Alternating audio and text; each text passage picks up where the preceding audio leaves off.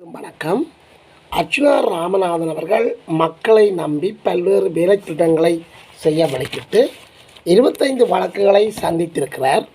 எனவே இந்த 25 வழக்குகளும் பொது வேலைக்காகத்தான் அவர் அந்த வழக்குகளை முகம் கொடுக்கின்றார். அர்ச்சுனாவுடைய தனிப்பட்ட பிரச்சனைகள் என்று சொல்லி எந்த வழக்கும் அவரிடம் இல்லை.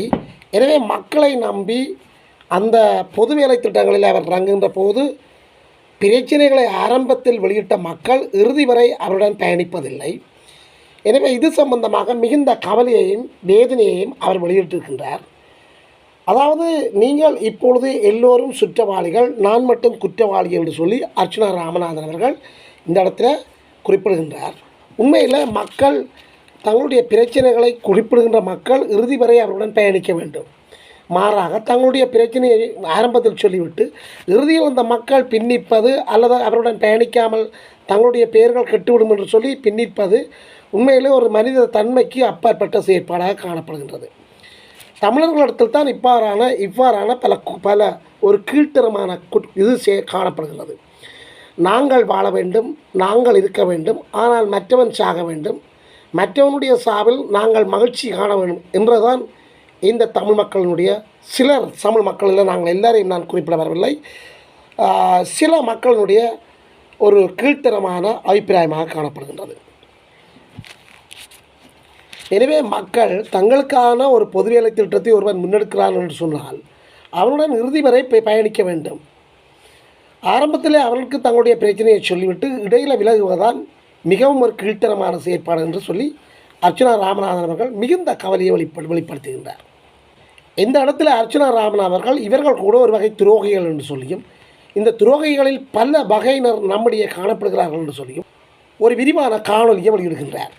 அர்ச்சுனா ராமநாதன் அவர்கள் யாரை துரோகி என்று சொல்கின்றார்கள், அர்ச்சுனா ராமநாதன் அவர்களின் பிரச்சனைகளை சொல்லிவிட்டு இறுதி வரை பயணிக்காதவர்கள் யார் போன்ற விரிவான காணொலியை நாங்கள் பார்ப்பதற்கு முன்னர் இது போன்ற காணொலியை நீங்கள் விரும்பி பார்ப்பவராக இருந்தால், எமது காணொலிக்கு நீங்கள் புதியவராக இருந்தால், அல்லது எமது காணொலியை சப்ஸ்கிரைப் பண்ணாமல் தொடர்ந்து பார்ப்பவராக இருந்தால் தயவாக கேட்கின்றோம், சப்ஸ்கிரைப் பண்ணுங்கள், ஷேர் பண்ணுங்கள், கமெண்ட்ஸ் பண்ணுங்கள், லைக் பண்ணுங்கள். அருகில் இருக்கின்ற பெல் பட்டனை அழுத்தி ஓல் என்ற பட்டனையும் அழுத்தி நாங்கள் போடுகின்ற காணொலிகள் அனைத்தையும் உடனுக்குடன் நீங்கள் பார்க்கக்கூடியவரான நோட்டிஃபிகேஷனை ஏற்படுத்தி கொள்ளுங்கள். நன்றி. தொடர்கின்றோம். நான் இன்று ஒரு காணொலியை கவலையுடன் போடுகின்றேன். என்னுடைய 28 வருட வாழ்க்கையில் 6 மாதம் முழுமையாக நான் படிச்சுட்டேன், நிறைய படிச்சுட்டேன். இந்த விடயத்தை நான் கவலையுடன் சொல்கின்றேன். ஆகவே எதிர்கால சந்ததிக்கு ஒரு பெஸ்ட் அட்வைஸ் என்னிடம் இருக்கிறது. அரசியல்வாதியாக நான் வாழ்ந்த காலங்களில் நிறைய படித்து விட்டேன். ஒரு சாதாரணமான மனிதனுடைய வாழ்க்கையிலே எவ்வளவு சந்தோஷங்கள் காணப்படுகிறது. என் பாட்டில் நான் அர்ச்சுனா ராமநாதன் என்று என் பாட்டில் நான் சும்மா இருந்தபோது ஒரு பொது வாழ்க்கையில் நான் இறங்கி இருக்கின்றேன். மக்களுக்கு ஏதாவது செய்வோம் என்று சொல்லி நான் வெளிக்கிட்டினான், அல்லது மக்களுக்கு அநீதி நடக்கின்றது என்றுட்டு சும்மா இருந்து பார்க்க எனக்கு மனம் பெறவில்லை. நான் வாயை மூடிக்கொண்டு இருந்திருக்கலாம். ஆனால் நான் முடிவெடுத்துட்டேன். முடிவெடுத்த நாளிலிருந்து இன்று வரை நான் மிகுந்த துன்பங்களை அனுபவித்து கொண்டிருக்கின்றேன். ஒட்டுமொத்த சமூகமே எதிராக கதைத்து கொண்டிருக்கின்றார்கள், எதிராக கதைக்கக்கூடாது என்று சொல்கின்றார்கள். பொது வாழ்வில் நான் கஷ்டப்பட்ட கஷ்டங்கள் ஏராளம். ஆரம்பத்தில் நான் இருக்கின்ற போது, அதாவது நான் ஆரம்பத்தில் படிக்கின்ற காலத்தில் அட்மின் என்று சொல்லி அந்த கல்வியை நான் படிக்கின்ற காலத்தில் 2,10,000 அல்லது 15,000 அல்லது 25,000 என்று சொல்லி சம்பளங்களை எடுத்துக்கொண்டிருந்தான். அக்காலத்தில் நான் வேலை செய்யவில்லை, ஆனால் படித்து கொண்டிருந்தான். நான் படித்து கொண்டிருந்த காலத்தில் எனக்கு சம்பளம் கிடைத்தது, ஆனால் வேலை இல்லை. எங்கே வேலைக்கு போவதென்று தெரியாது. 2 வருடம் வேலை இல்லை. லெக்சர்ஸுக்குத்தான் நான் தொடர்ந்து போவேன், போய் வந்து படுத்திருப்பேன். ஆன்லைனில் வேலை செய்வேன். அந்த ஆன்லைனில் செய்கின்ற லெதர் பேக்குகளை வெட்டி அதனை விற்பேன். அப்படியே என்னுடைய வாழ்க்கை போனது. நான் பாட்டில் சிவனே என்று என்னுடைய அறையில் இருந்து நான் மகிழ்ச்சியாக இருந்து நான் எனக்கு அடிக்க வலிக்கிட்டார்களே, எனக்கு அடிக்க வலிக்கிடைக்க நானும் திருப்பி அடிப்போம் என்று சொல்லி வலிக்கிட்டான். பார்ப்போம். பிரச்சனை தொடங்குகின்ற போது கொஞ்சம் மேலதிகாரிகளாக இருந்தார்கள். என்னிடம் பிரச்சனையை ஏற்படுத்தியவர்கள் மேலதிகாரிகளாக இருந்தார்கள். எனக்கு அடித்தார்கள். அவர்கள் எல்லோரும் என்னுடன் படித்தவர்கள், எனக்கு சீனியர்கள், ஜூனியர்கள், என்னுடைய நண்பர்கள், என்னுடன் வகுப்பில் ஒன்றாக படித்தவர்கள். என்னை அடித்தார்கள், நானும் திருப்பி அடிக்க வழிக்கிட்டேன். சரி, அடிக்கிறார்கள் என்று சொல்லி நானும் அடிக்க வழிக்கிட்டினான். கடைசியில் இன்று ஒரு தன்னந்தனியாக தனி மனிதனாக ஒரு பாராளுமன்ற எம்பியாக வந்து இன்று பாராளுமன்றத்தில் போராடி கொண்டிருக்கின்றேன். பல நாட்கள் கடந்து ஓடிக்கொண்டிருக்கின்றேன். மக்களுடைய பிரச்சனைக்காக நான் ஓடிக்கொண்டிருக்கின்றேன்.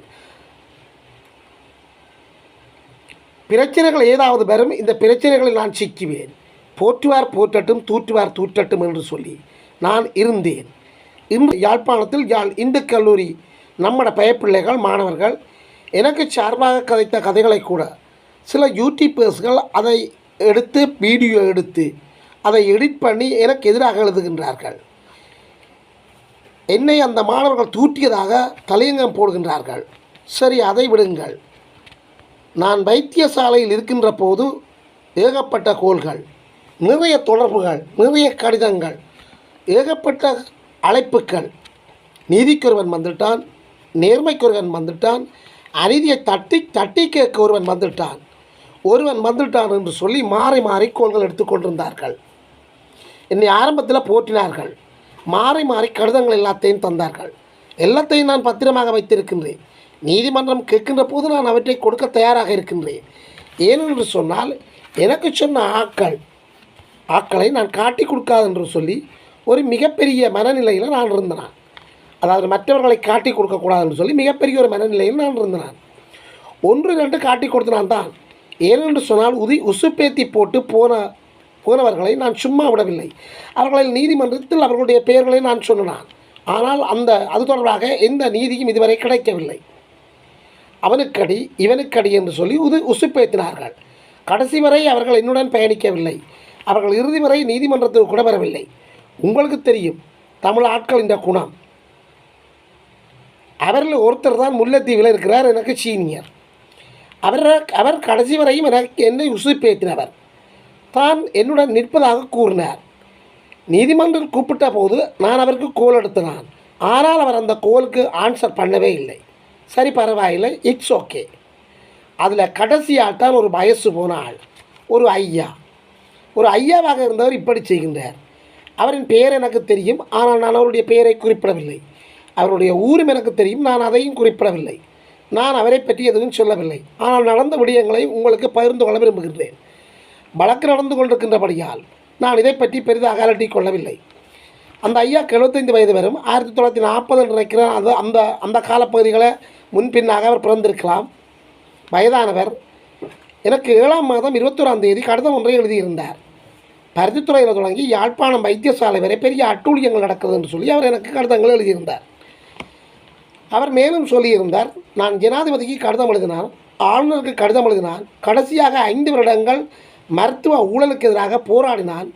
ஃபுல் டாக்குமெண்ட்ஸ் எல்லாம் என்னட்டு எக்கச்சக்கமாக இருக்கிறது. எழுதிய கடிதங்களினுடைய அடிக்கட்டைகள் என்னிடம் இருக்கின்றன. ஒருத்தரும் எனக்கு நடவடிக்கை எடுக்கவில்லை, நீதி பெற்று தரவில்லை. நீங்களாவது எனக்கு நடவடிக்கை எடுத்து தருவீர்களா? என்னை பற்றி கதைப்பீர்களா?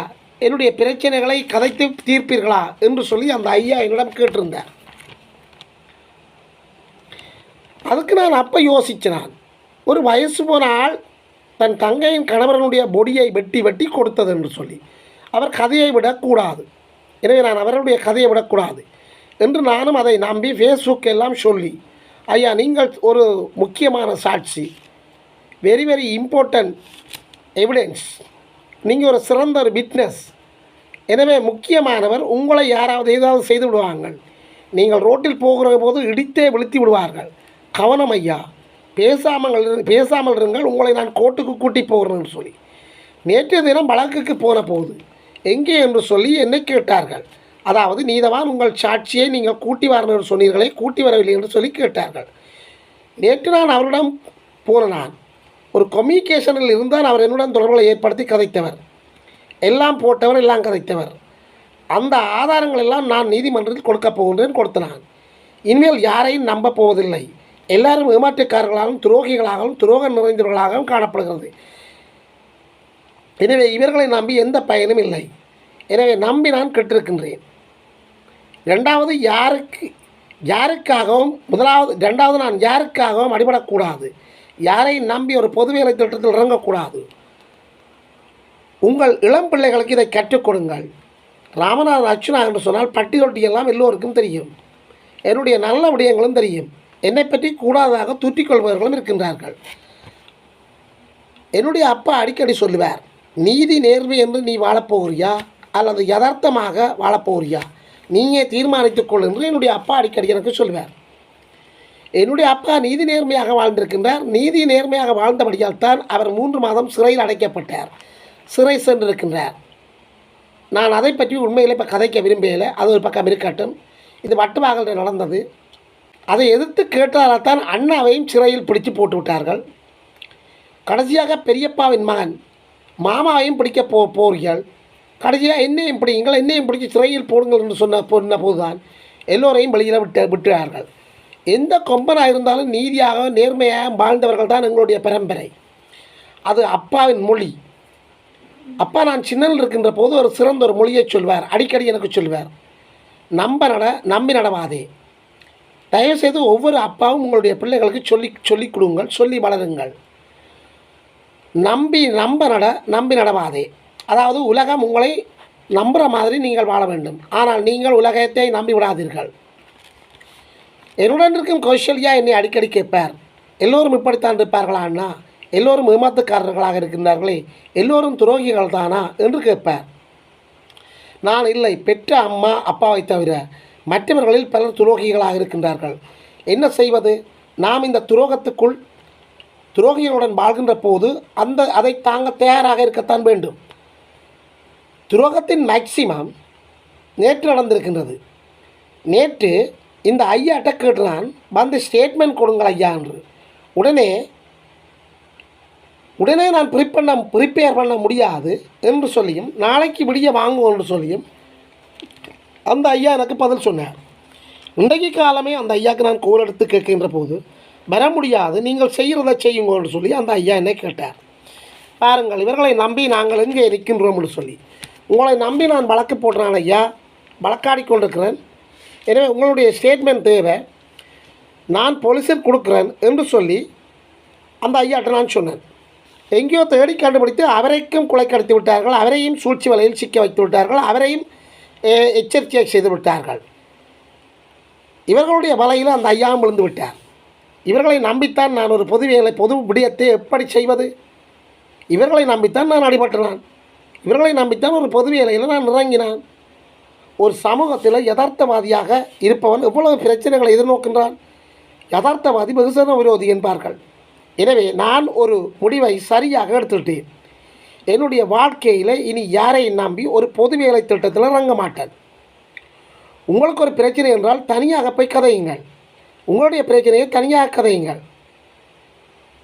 அல்லது நீங்களே உங்களுடைய பிரச்சனைகளுக்கு நீங்கள் முகம் கொடுங்கள்.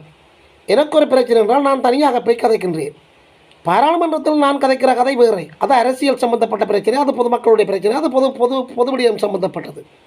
தனிப்பட்ட உங்களுடைய பிரச்சனை ஏதாவது இருந்தால் எனக்கு நீங்கள் அதை கடிதம் மூலம் தாருங்கள். உங்களுடைய அடையாள அட்டையினுடைய ஃபோட்டோ காப்பியையும் தாருங்கள். நான் அதை வைத்துத்தான் யாரோடும் எதையும் கதைக்கலாம்.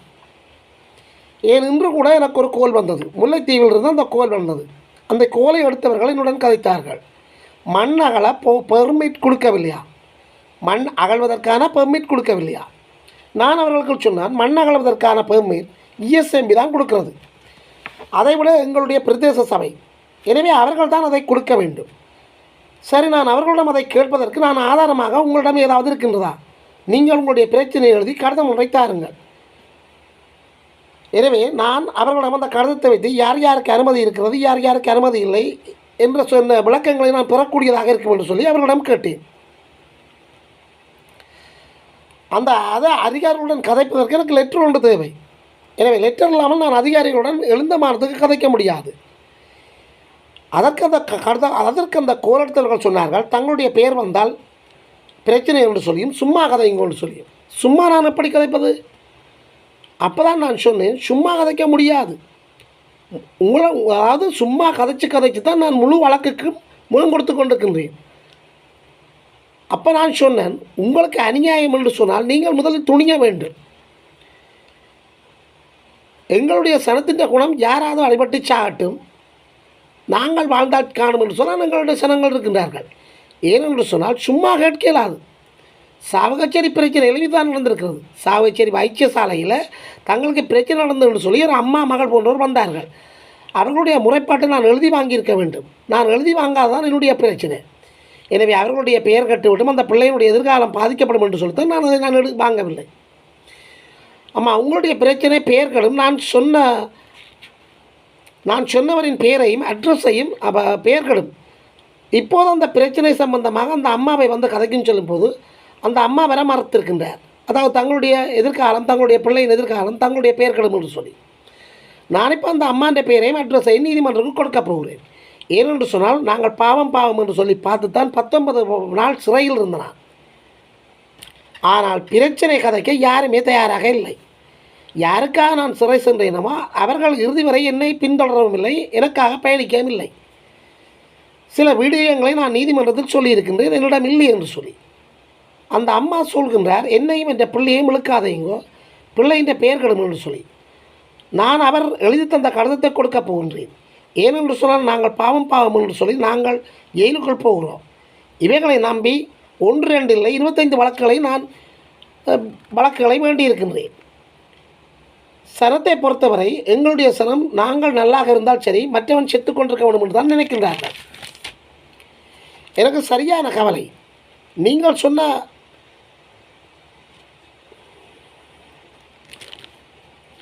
நான் அந்த ஐயாவிடம் சொன்னேன், நீங்கள் சொன்ன கதைகளையும் கடிதங்களையும் நம்பித்தான் நான் தொழிலை இழந்திருக்கின்றேன். எனக்கு பிடிக்காத தொழிலை செய்கின்றேன். மண் பிரச்சனை சம்பந்தமாக கேட்டவர்களிடம் நான் பெயர் வெளியில் வந்தால் பிறகு பெருமை தரமாட்டார்கள் என்று சொல்லி மொட்டை கடிதம் ஒன்று தருவதாக கூறுகின்றார்கள். மொட்டை கடிதத்தை கொண்டு எங்கும் நடவடிக்கை எடுக்க முடியாது. அதை பற்றி பாராளுமன்ற உறுப்பினர்கள் கதைக்கவும் முடியாது. எனக்கு சரியான கவலை.